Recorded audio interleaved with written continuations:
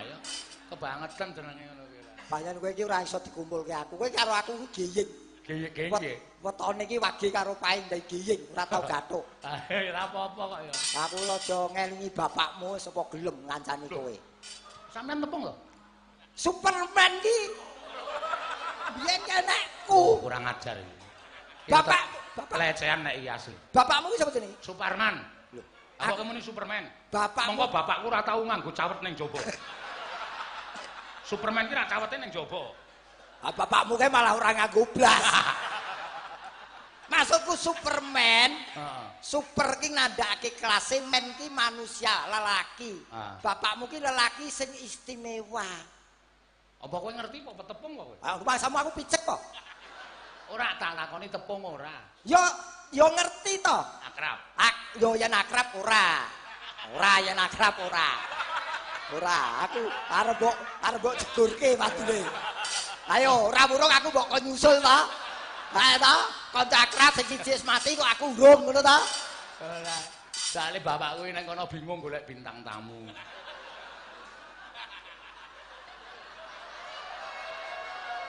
Ye. Lah kono lak ya wis ana Pak Basio. Ngetone bapakku iki bar tak nei daharan sajen iki to. Heeh. Tak dep terus tak dongake iki. Suring-suring nang kene iki, no mbok mesake aku le, gragap sapa ngejak omong aku. Oh bapak iki. Napa Pak? Wonten napa? Aku nang kene wayangan kok nyenyet. Sepi ra ono wong delok mbok kirimno bintang tamu. Bapak kapan kuwi?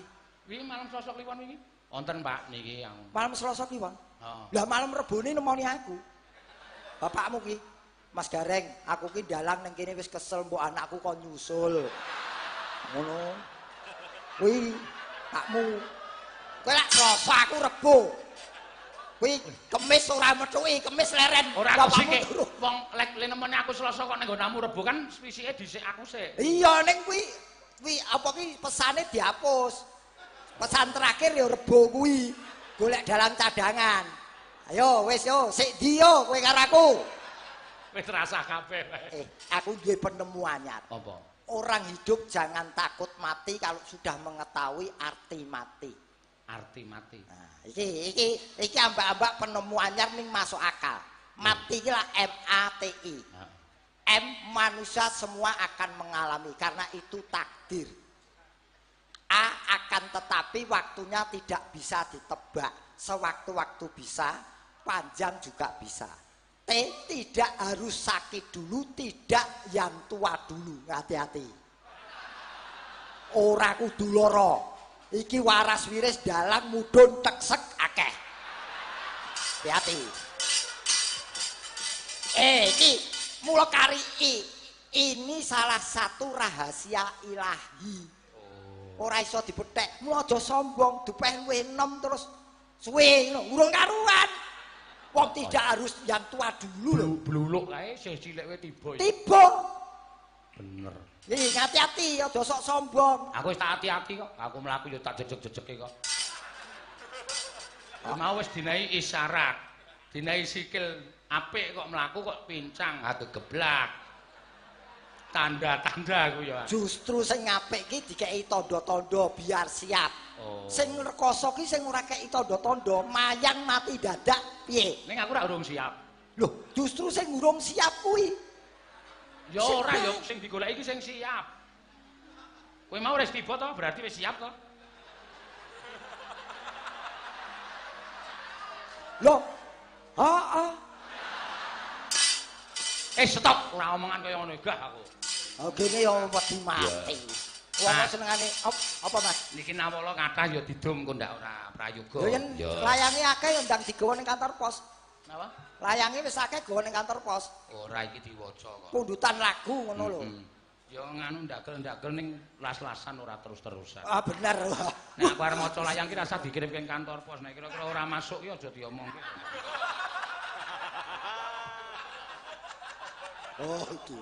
Ya kowe ya. Ya aku wis ngasah bendo lho. Sik, wah malah do ilang to. Sugeng dalu. Ya Bu Cangik kagem nderek mangayu bakya kagem Bapak Tumiyana nyuwun tembang Kadung Tresna. Oh ya. Ing nyekar Mbak Ana Pertiwi. Oh ya, saka PWKS Jabodetabek no. Ya. Iki mirsani langsung rene. Nggih, niki anu kirim layang kok, Mas. Nggih. Wah ya ragat to. Jabodetabek kirim layang iki ragat kuwi. Lho aja salah, piyai Jabodetabek ya ana sing tekan kene. Lah kuwi layange. Lah iki PWKS Jabodetabek. Lah kuwi sing ngirim sapa? Iki ya PWKS, piyaine sing ngerti aku ora ngerti. Iki mung masalah layange dadi geger lho iki. Tak wacane sik, mengko ya dilagokke. Jare ora ngurusi layang. Ya tak urusi wong aku sing mayang kok geger wae kok. Ah, ngono ki lho. Pokok ilang ya. Wayang apa layang yen ora ana duwite. Pecinta wayang kulit Surakarta nyuwun gending kembang rawe. Mbak Tatin dan kawan-kawan. Oh, Dokter Tatra dan Tatra. Wes, wacen ya angel ya. Minta lagu aja lali janjine dibawani. Sambal kemangi dibawakan Mbak Tatin ditujukan kepada kru WMP. Semoga sukses selalu. Amin. Kula Sarno Suwito, ya kula badhe nyumbang bawa Cilimbukan duet kali Mbak Tatin kali iklan. Oh iya, iklan apa? Empuk iki. Ora oh iya. Dokter Tatra iki. Pemborong bangunan mengerjakan pembangunan rumah, pertukangan, renovasi rumah, pemasangan keramik dan lain-lain. Banjarjo, Kedung Ampel, Cawas, Klaten. Oh iya, matur sembah nuwun. Niki kembang rawe, Mas. Dokter ngerti aku wis maca dhisik aku kok tak ngomongi. Oh, mbono. Wong kowe jare ra iso diwaca. Aku kira ra iso maca mung sing kirim iki nek kembang. Lah ya tak wacake kuwi kok Dokter Tatra plus kawan-kawan. Oh, ya. Oh. Buta huruf kok tetane oh tok. Ya ngece aku buta huruf. Kowe iso nulis kok? Lho ya iso no. Tulisan Semarang tanpa A, tanpa huruf A. Iki sing buta huruf kowe. Kowe? Ora ana Semarang kok tanpa huruf A iki ra iso diwaca. Semarang tanpa A. Ora iso no. So wae jenenge ra iso nulis kowe. Semarang kok tanpa A ki apa? Semarang tanpa A. Wis rampung. Nulise piye? Lah iku aku nulis to Semarang tanpa A. Ya tulis wae Semarang tanpa A. Wis rampung. Ngono kok mikirmu mbulet lho. Lho jare tanpa A. Lah iya tanpa A. Rame aku takon nulis ora nganggo Semarang tanpa. Oh, TLK. Apa? Telek. Ngono kok pinter moh. Ayo wong. Manut ngelmuku.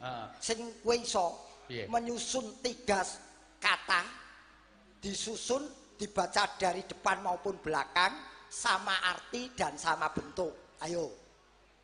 3 kata disusun dari belakang maupun depan, sama arti dan sama bentuk. Kasur. Kasur. Wes, meh cedak iki meh iso. Kasur ini rusak. Wacanan kok mburi engko ayo kasur ini rusak. Saka ngarep kasur ini rusak. Semarang tanpa A. Wis kasur ini rusak. Kuwi diwaca kok ngarep maupun kok mburi sama arti dan sama bentuk. Urung karuan. Kok urung karuan piye? Urung karuan arep tak waca saka mburi-mburi lawange ra dibukake kok. Diwaca kok ngarep dong. Ya.